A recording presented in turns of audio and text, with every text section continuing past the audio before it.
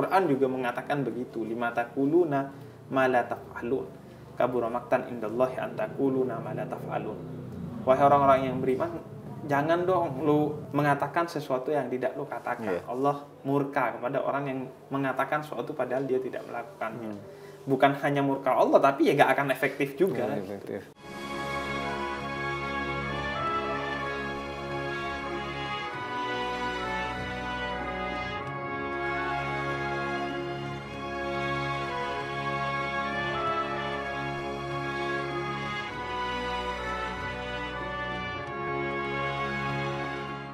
Tidak ada beda antara ibu tiri dengan ibu kandung secara status. Begitu juga antara ayah tiri dengan ayah kandung. Mereka sama-sama satu mahram dengan kita.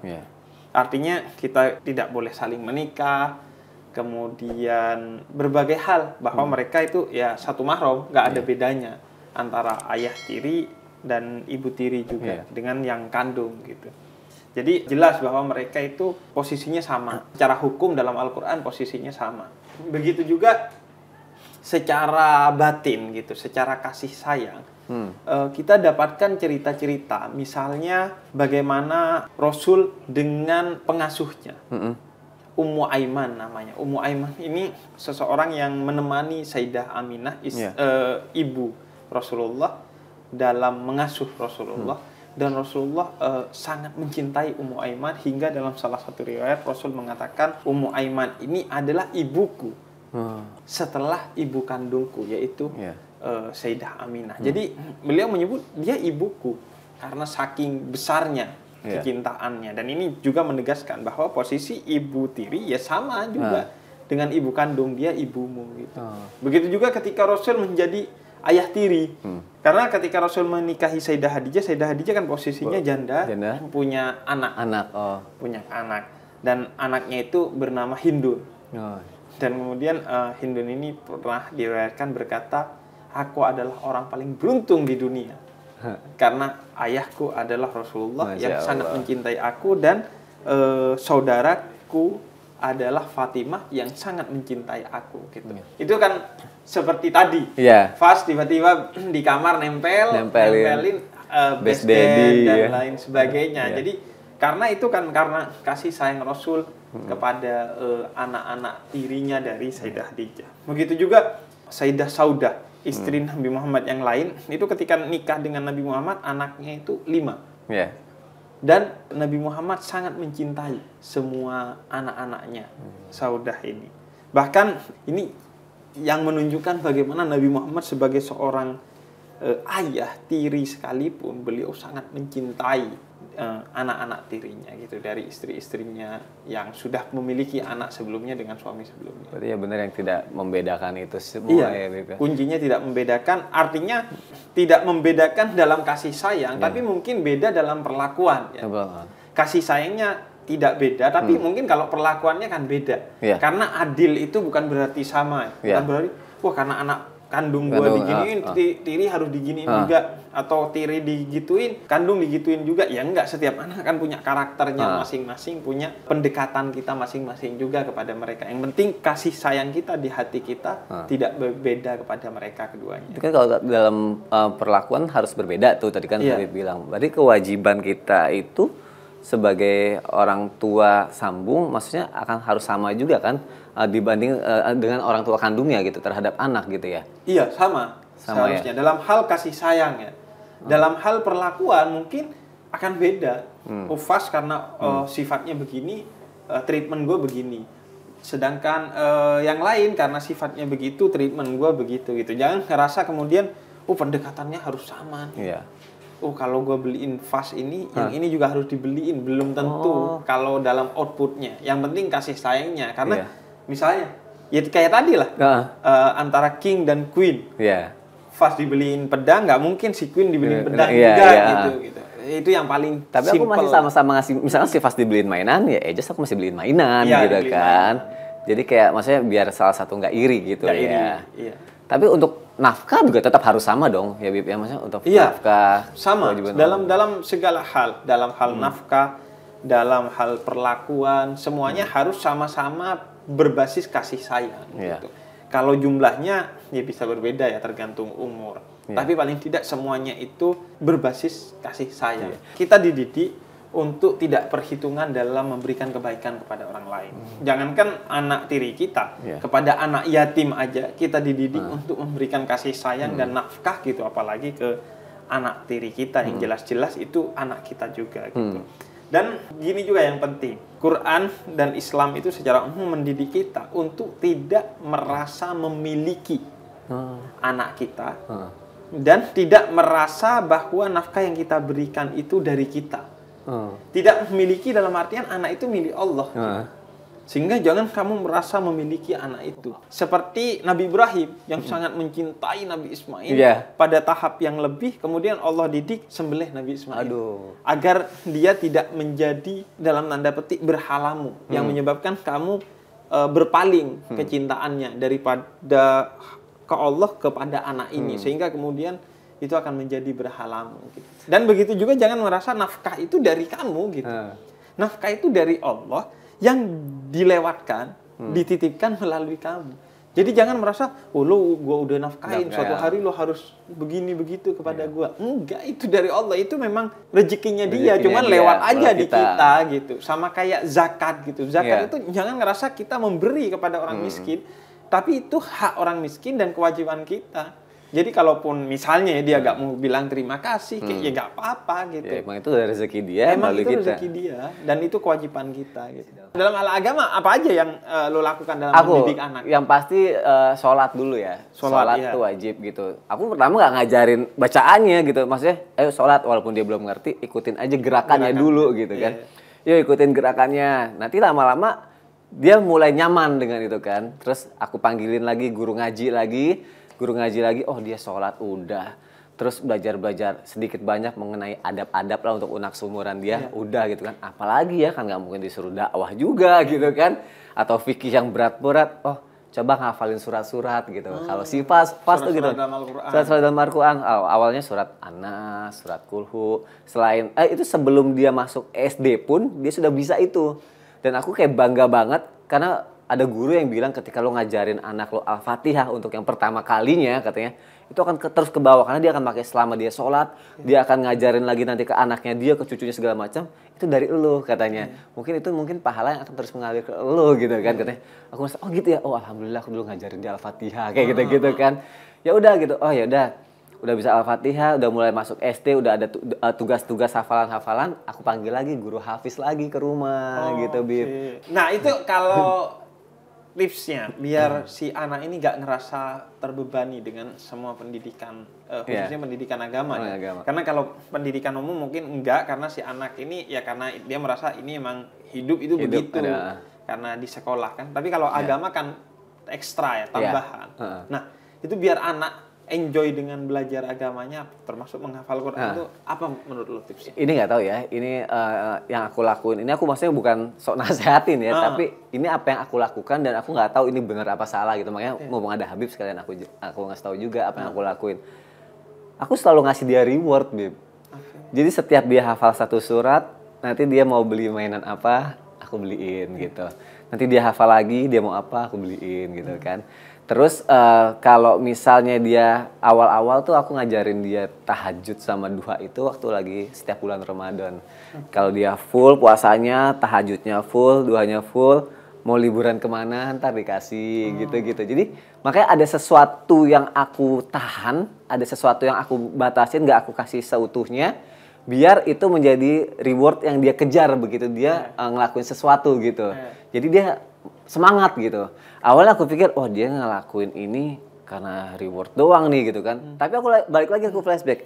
Ya juga sih dulu waktu gue sholat pertama kali juga karena disuruh orang tua gitu kan. Tapi lama-lama ngelakuin nyaman gitu kan. Terus akhirnya sholat lagi dulu ya, waktu zaman dulu ya Bib. Kalau berdoa tahajud dua, karena pengen punya rezeki. Ya Allah pengen punya ini, makanya sholat tahajud, sholat duha, sholat 5 waktu gitu. Lama-lama, tapi kok ternyata emang benar dikasih ya sama Allah gitu kan. Terus terlepas dari itu, kalau nggak sholat, kok kayak ada yang kurang gitu. Jadi, ternyata nyaman sendiri gitu. Aku akhirnya berpikir gitu, ya udah deh nggak apa-apa. awalnya paksa dulu, kasih hadiah dulu, mungkin lama-lama dia nyaman kali. Tujuannya ke situ. Nah, makanya aku nggak tahu nih aku bener apa enggak nih. Iya sih, reward and punishment itu kan jangankan anak-anak, kita aja dikasih itu sama Allah kan. Surga dan neraka, punishmentnya neraka, rewardnya adalah surga.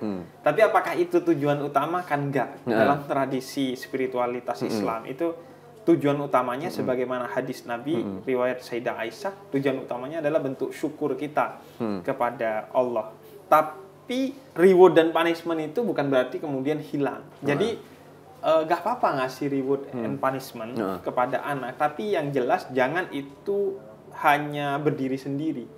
Tetap ada nilai yang kita ajarkan bahwa tujuan punishment ini dan tujuan reward ini adalah untuk mendidik kamu. Jangan kamu terkonsentrasi kepada itu. Nah, kepada anak gimana caranya? Seperti yang lo kasih tadi, bahwa selain reward dan punishment, ada pengertian yang lo ajarkan sehingga dia tahu nilainya itu, kenapa dia di punishment dan kenapa dia dikasih reward, itu dia tahu gitu. Nah, awalnya aku kan, wah kalau dia misalnya nggak ini, aku nasehatin gitu kan. Tapi lama-lama, kayaknya sebuah nasehat itu nggak akan gampang kena ya, apalagi kita aja gede kadang dinasehatin aja, apa sih, atau mungkin nggak nyampe, apalagi anak kecil, aku mulai belajar, lagi-lagi nih, gua nih yang harus belajar nih, coba deh biar bagaimana caranya dia ngikutin gitu kan. Ya udah, jadi lebih ke aku sendiri dulu, Bib. Mau ngelakuin sesuatu, misalnya sholat 5 waktu, ya udah aku sholat dulu, wudu, segala macam. Dia ngikut gitu kan. Atau dia ngelakuin yang salah, berusaha deket gitu sama dia. Jadi nggak cuma ngasih nasihat, tapi teladannya gitu. Akhirnya dia ngeliat itu gitu kan. Sama yang aku lakuin adalah misalnya gini, contohin ke orang gitu. Kayaknya anak-anak, iya nggak sih? Dia akan lebih paham ketika atau lebih mau ngerti ketika dicontohin ke orang gitu nggak sih, Bib? Jadi contohnya misalnya gini, Bang, kamu jangan sampai nggak sikat gigi, Bang, gitu. Nanti gigi kamu kuning-kuning lo rusak. Iya, Dad, iya. Tapi kan masih suka lupa. Tapi kalau misalnya, nih lihat nih di YouTube nih ya, ada nih yang giginya hancur, gini-gini, apa segala macam. Dia baru takut. Itu kok bisa gitu ya, Bib ya? Iya, emang bisa gitu. Misalnya ada tes di psikologi. Misalnya, coba lo ikutin lo lihat gue dan ikutin gue. Coba ya. Misalnya kita garuk tangan ya. Garuk tangan, kemudian garuk siku, gitu. Kemudian garuk tangan lagi, kemudian garuk siku, dan mulai kita garuk tangan lagi, gitu. Garuk tangan, gitu. Nah, kadang orang itu, kalau dia fokus kepada yang dilihat, dia itu akan ngeliatin, akan melakukan apa yang dia lihat. Gitu aja terus aja. Padahal gue udah bilang garuk tangan, dia tetap aja. Dia tetap ada banyak di tes psikologi itu, misalnya ke banyak orang loh. Misalnya ke 100 orang di satu ruangan. Itu mungkin lebih dari separuh ketika lo bilang garuk tangan. Tetap aja di sini dia. Tetap aja di sini. Jadi karena orang lebih mengacu kepada apa yang dia lihat ketimbang apa yang dia dengar gitu. Jadi karena itu Rasul itu selalu memberi keteladanan, dan Quran juga mengatakan begitu, lima taquluna ma la taf'alun, kabura maqtan indallahi an taquluna ma la taf'alun. Wahai orang-orang yang beriman, jangan dong lu mengatakan sesuatu yang tidak lu katakan. Allah murka kepada orang yang mengatakan sesuatu padahal dia tidak melakukannya. Bukan hanya murka Allah, tapi ya gak akan efektif juga. Gitu. Kalau kita hanya menyuruh sesuatu tapi tidak melakukannya. Makanya secara umum tips mendidik anak dalam Al-Quran, kalau kita mengacu kepada Al-Quran, selain dua tadi dari keluarga Imran, dari ayat-ayat 33 sampai 38 ini tips parenting dalam Quran. Selain dua tadi, memberi nama yang baik, kemudian mengumpulkan dengan tempat yang baik.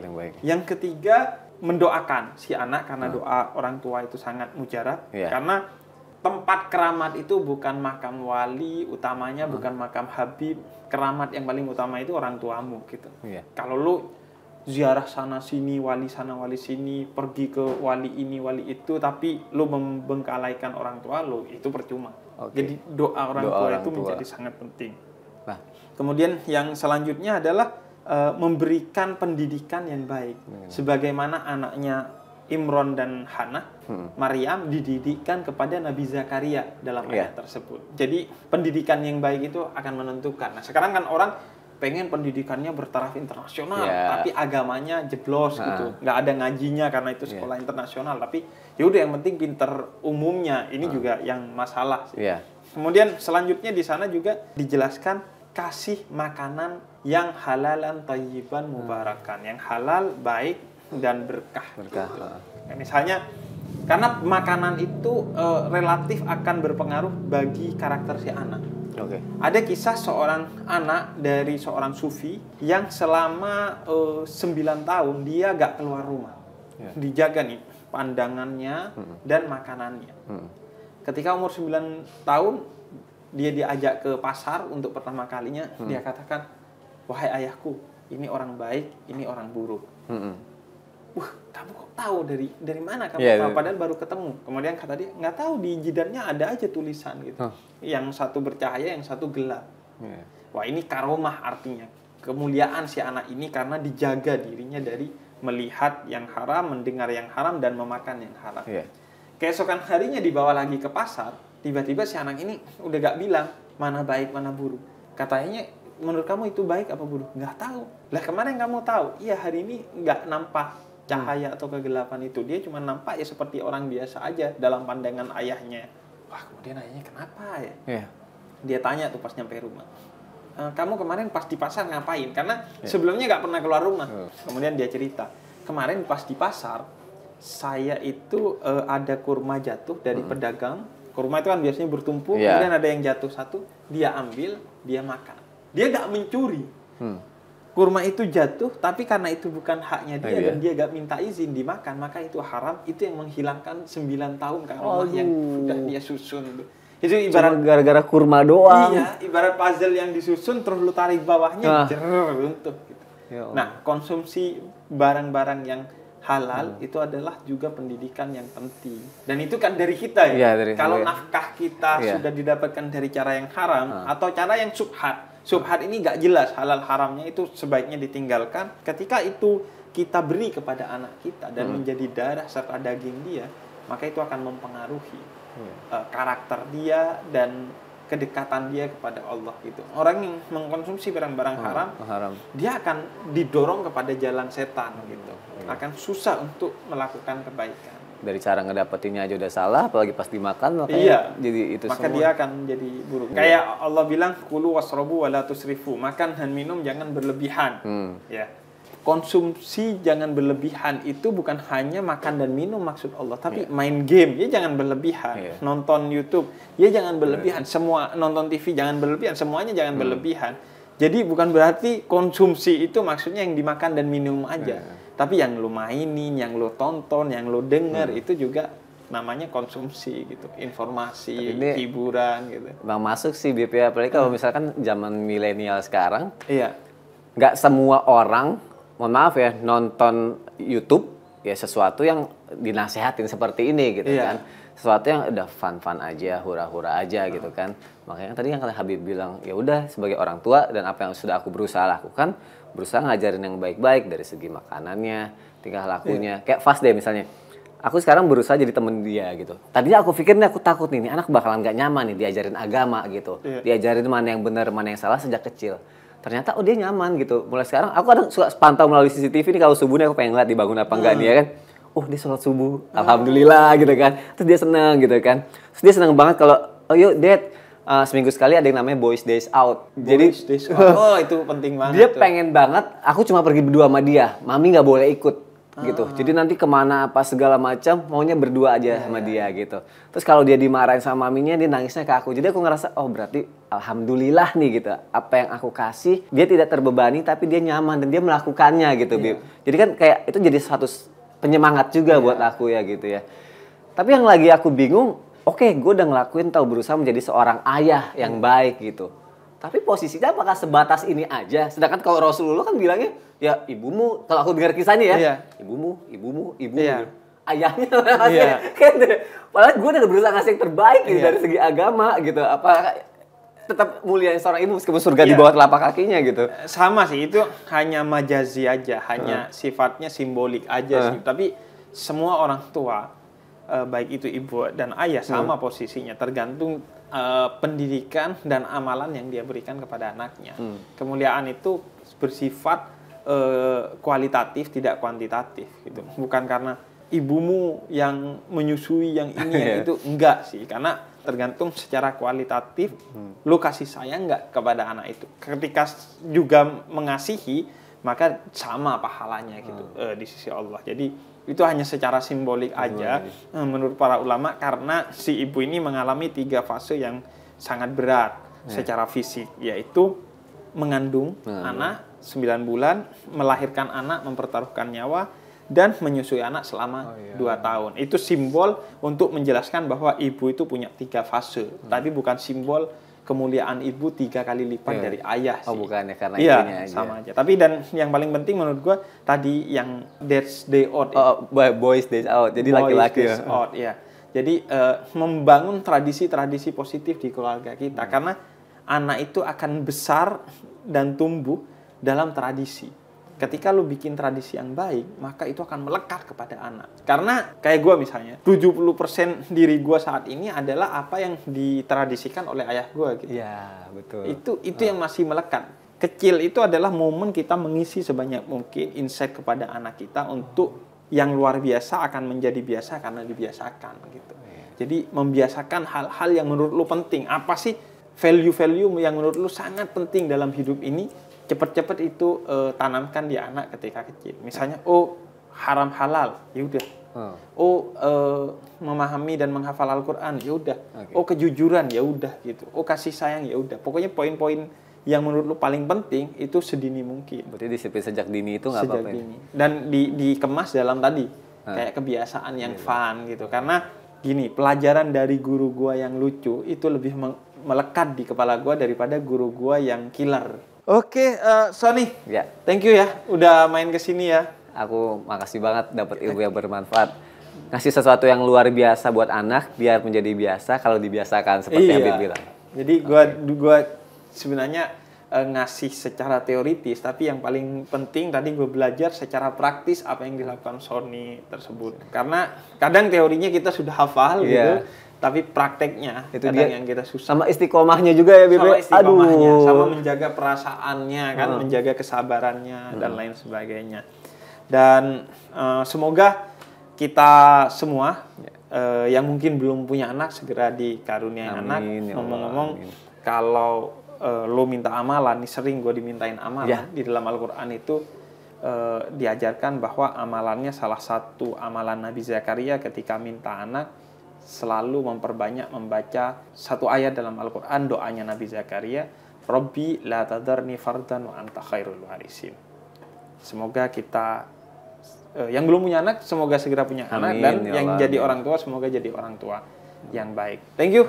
Sony, sekali lagi Habib, nanti kita ngobrol lagi bermanfaat. Amin. Terima kasih. Senang banget. Oke, kalau begitu jangan lupa untuk subscribe, like, komen, dan share video-video kita di Cahaya untuk Indonesia. Udah banyak banget dengan berbagai bintang tamu dan berbagai tema, karena apa yang lo share dari suatu kebaikan itu termasuk sedekah dari lo. Assalamualaikum warahmatullahi wabarakatuh. Assalamualaikum warahmatullahi wabarakatuh.